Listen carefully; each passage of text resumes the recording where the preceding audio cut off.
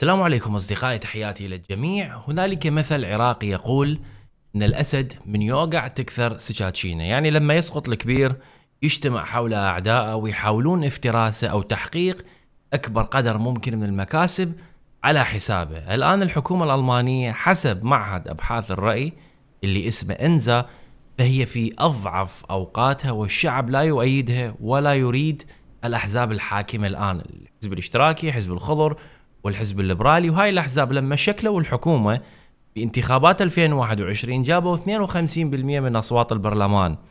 الآن كل الأحزاب مجتمعة ما تجيب بالشعبية 38%، وهم بأضعف حالاتهم. وأكبر حزبين بالبلاد الآن بالشعبية هم حزب ميركل 27% والبديل 22%. هذا يعني أن الشعب مستاء جدا من الأداء الحكومي، والأنظار هي على الأحزاب المعارضة الرئيسية الأخرى. هذا يعني أن كل حزب معارض هذه فرصته للحديث عن الأمور اللي جعلت الحكومة الحالية تفقد شعبيتها.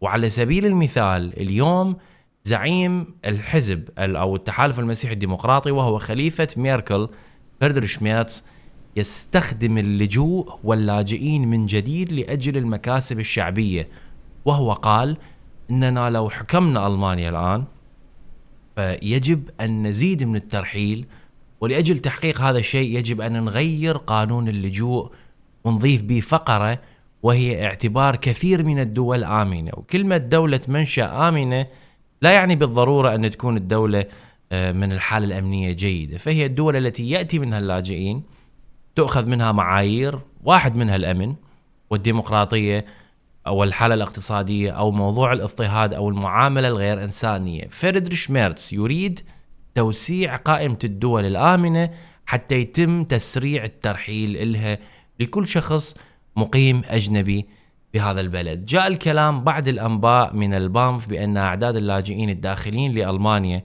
طبعا الكلام هو عن اللاجئين الداخلين إلها بسنة 2023، حتى الآن وصلت إلى 175 ألف لاجئ دخل بشكل غير شرعي، 78% أكثر من حالات الدخول ب 2022. طبعا إذا تلاحظون كل الأحزاب الآن تركز على تشديد أوضاع اللاجئين، تشديد أوضاع المهاجرين. وحزب البديل اليميني أمس اقترح إلغاء مساعدات الجوب سنتر عنهم وتخصيص كوبونات تسوق لهم فقط. وأنا أقولها لكم أن السياسيين والأحزاب يفعلون ما هو يناغم مشاعر الناس ويفعلون لهم ما يريدونه. مثلا فعلت الأحزاب اللي تحكمنا الآن ببرنامجها الانتخابي ب 2021 قالوا راح نلغي إجراءات الكورونا وألغوها، راح نزيد الرواتب وزيدوها، سووا أقل راتب 12 يورو للساعة الواحدة، وقالوا راح نسهل تجنيس الأجانب وراح نجيب الحشيشة ونخلي استهلاكها يصير شرعي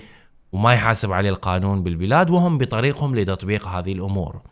موضوع الآخر أصدقائي، يوم أمس السبت 2 من شهر سبتمبر اللي هو شهر 9، المستشار الألماني أولاف شولتز تعرض لحادثة انقلاب على وجهه أثناء ما كان يركض أو يمارس رياضة الجري، والإصابة كانت بوجهه قوية ولكن حالته مستقرة الآن. طبعا هو عمره 65 عام، وهو أعلن أنه ما راح يقوم بتنفيذ جدول مواعيده بسبب حالة وجهه اللي ما تسمح له بذلك. الآن حملة انتخابية تحصل بولاية هيسن، ويعني كان من المفترض أن يقوم أولاف شولتز بعمل زيارة لهيسن لدعم ولمؤازرة نانسي فايزر وزيرة الداخلية الحالية اللي تترشح لحكم ولاية هيسن، ولكن كل شيء تم إلغائه بسبب حالة وجه أولاف شولتز.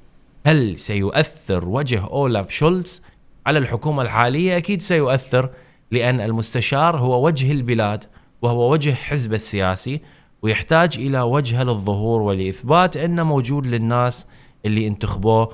وأكيد شعبية الحكومة اللي هي نازلة جدا الآن راح تنزل بالزايد أو تتأثر إذا توارى أولاف شولتز عن الأنظار، وقد يستفاد من هذا الشيء المعارضين وأولهم حزب ميركل وحزب البديل اليميني الشعبوي. نتمنى له الصحة والعافية. الآن راح نتحول إلى موضوع يتعلق بالقطارات بألمانيا. الآن هنالك كلام عن مشكلة تحصل بالقطارات، وهي الاعتداء على موظفي القطارات سواء السائقين أو موظفي التذاكر أو الكنترول. وهاي الأمور هي ظاهرة بدأت تزداد بألمانيا بعد وباء الكورونا، والآن ازدادت بشكل كارثي. طبعا الكورونا يعني الإجراءات وفرض شرط الكمامة، هذا الشيء خلى الناس يعني تلجأ للعنف. أحيانا شخص ما يريد الكمامة يخلعها بالقطار، يأتي الكنترول يقول له سوي هيك وسوي هيك، فتحصل شجارات. الآن ازدادت الشجارات بسبب أن البلاد بها الكثير من محطات القطارات المغلقة بسبب الباوشتلة، يعني بسبب الصيانة. ذكرنا لكم سابقا ألمانيا راح تعمل صيانة من الآن إلى سنة 2030 من أجل تحسين وضع القطارات. قطارات تتأخر كثير، والباوشتلة راح تعمل تأخيرات أكثر وتسبب مشاكل، وأحيانا تحصل اعتداءات عنيفة ضد موظفي القطارات. تقتل 9 يورو بالعام الماضي، تقتل 94 يورو بالعام الحالي. جعلوا الحركة تكون كبيرة بالقطارات، وبالتالي ازدحامات كثيرة، قطارات تتأخر كثير، ومشاكل كثيرة.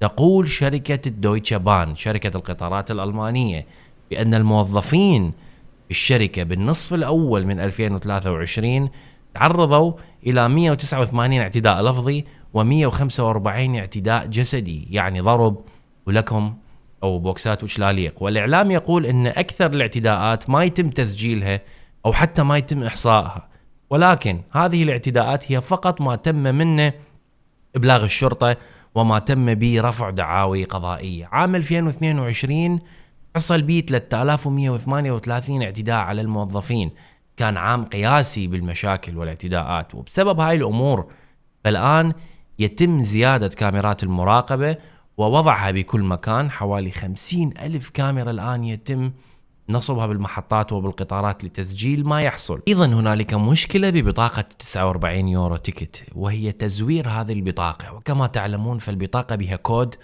يقوم موظف الكنترول بعمل سكان للكود للتأكد من صلاحيته.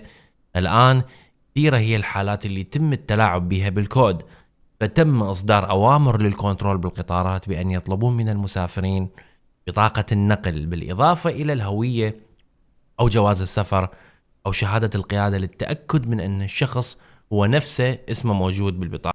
ومن يمتلك بطاقة مزورة أو بطاقة شخصية لشخص آخر فقد ترفع عليه شركة القطار يعني دعوة للتزوير، وقد يذهب إلى القضاء ويتم تغريمه بغرامة عالية جدا.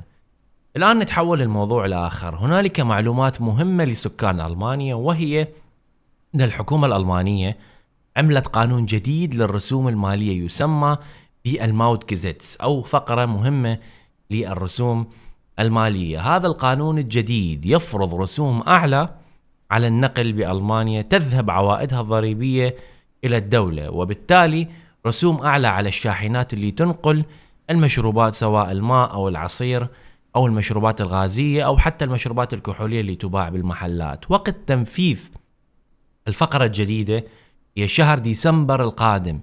من المتوقع أنه بديسمبر يزداد اقتطاع ضريبة النقل ويرتفع سعر صندوق الماء أو المشروبات بمقدار 50 سنت إضافية أخرى. ليس هذا فقط، بل بنهاية شهر ديسمبر إن شاء الله راح ندخل بسنة 2024، وإن شاء الله تكون سنة جديدة وسعيدة بها خير وبركة على الجميع. ولكن ببداية يناير من 2024، يعني أول يوم من هذه السنة لتبشر بالخير، راح يتم تطبيق قانون زيادة ضريبة الانبعاثات الحرارية. تقول لي طيب خلي يزيدوها، احنا شنو دخلنا؟ المشكلة هي أن الضريبة على الانبعاثات الحرارية هي يعني للطن الواحد من ثاني أكسيد الكربون الآن 50 يورو. كانت سابقا لما كانت المحروقات رخيصة 25 يورو، ولكن حتصير 200 يورو ببداية العام القادم. هذا يعني الشاحنة اللي تنقل إلنا الماء والطعام والشراب والبضائع الموجودة بالمحلات راح تدفع للدولة ضريبة بيئية على كل كيلومتر واحد 50 سنت تقريبا. يعني كل شيء تنقل الشاحنة راح يزداد سعره حتى يتم تعويض ضريبة الانبعاثات الحرارية المرتفعة. هذا الأمر يعني يحصل لأجل أن يتم استخدام شاحنات تعمل بالطاقة النظيفة أو شاحنات كهربائية. لذلك الآن تشاهدون مثلا سيارات كثيرة مستعملة تباع بسعر رخيص على موقع كلان انسايجة، والسبب هو أنه بالعام القادم كل السيارات الغير كهربائية راح تزداد عليها ضريبة ثاني أكسيد الكربون اللي ندفعها مرة واحدة بالسنة لسيارات الديزل والبنزين. بالنسبة للديزل الله يستر قد راح تصير الضريبة على الأويرو 5 أو الأوروفيا اللي هو معيار الانبعاثات الحرارية. الآن نتحول للموضوع الأخير المهم جدا.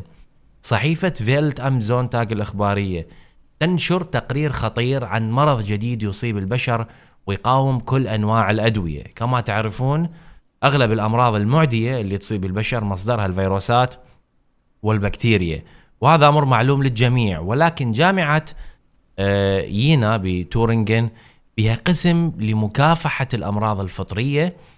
يقول رئيس القسم وهو البروفيسور أوليفا كورازي أو كوزاي أن الفطريات بالعادة هي ليست خطيرة على جسم الإنسان، لأن درجة حرارة الجسم الطبيعية 37 درجة مئوية، وهي تقتل الفطريات وما تساعدها على الانتشار. لذلك يصاب أكثر الناس بالفطريات بالقدم مثلا بالأصابع أو بالأظافير، مثل ما هو معروف فطريات الكانديدا.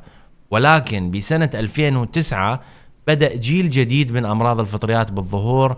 اكتشف بأذان امرأة يابانية توفيت بعد إصابتها بأذانها بالفطريات، وخلال فترة قصيرة جدا انتشر المرض لدول آسيوية عديدة وحتى إلى دول أمريكا، أو يعني بأمريكا الشمالية وبقارة أوروبا. الفطريات اسمها الأوريوس أو الأوغيس، وهي سريعة العدوى وممكن أن تنتشر بالمستشفيات.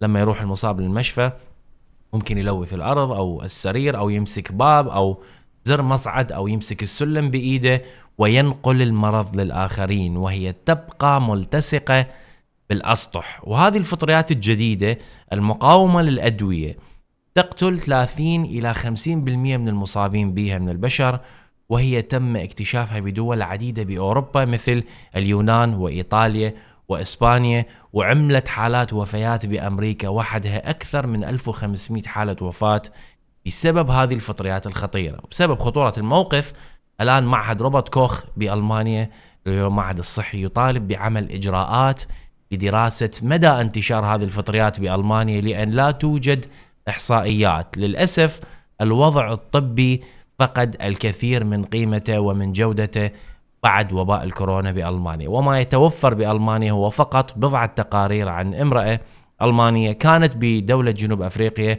ولما أتت لألمانيا بدأت عليها أعراض الإصابة بهذه الفطريات وراحت للمشفى، وبالمشفى بقت فترة حتى تم تشخيص حالتها. وبهاي الفترة نقلت العدوى لبضعة أشخاص.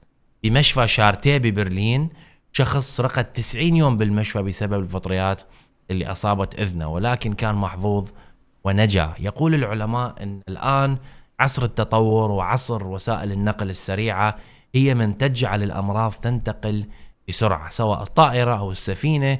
السابق اللي يسافر من قارة لقارة ويكون مريض بالطريق يموت، لأن يطول أسابيع أو أشهر حتى يسافر من بلد إلى آخر. أما الآن ببضعة ساعات ممكن لأي شخص يحمل مرض ما أن يسافر من قارة وينقل هذا المرض إلى قارة أخرى. رب يحفظ الجميع من هذا المرض ومن كل الأمراض، وإن شاء الله تكونوا استفاديتوا. ونلتقي بفيديو آخر.